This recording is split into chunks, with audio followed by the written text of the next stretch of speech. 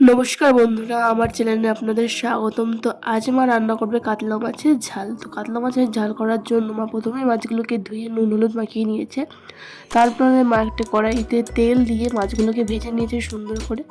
ভেজে নেওয়ার পরে ওই তেলেই আরেকটু তেল দিয়ে মা জিরে সোমবার দিয়ে আদা বাটা, রসুন বাটা, পেঁয়াজ বাটা, লঙ্কা বাটা দিয়ে একটু নুন হলুদ দিয়ে ভালো করে জল দিয়ে একটু সামান্য কষিয়ে নিয়েছে। কষিয়ে নেওয়ার পরে মা মশলাতে আবার একটু জল দিয়ে দিয়েছে।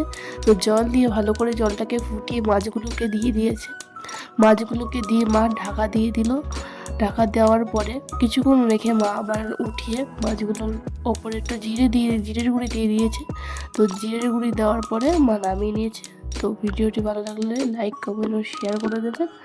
দেখুন মাছটির কালারটা কেমন এসেছে, আর যদি আপনারা অবশ্যই বাড়িতে ট্রাই করে দেখবেন, ভালো লাগবে।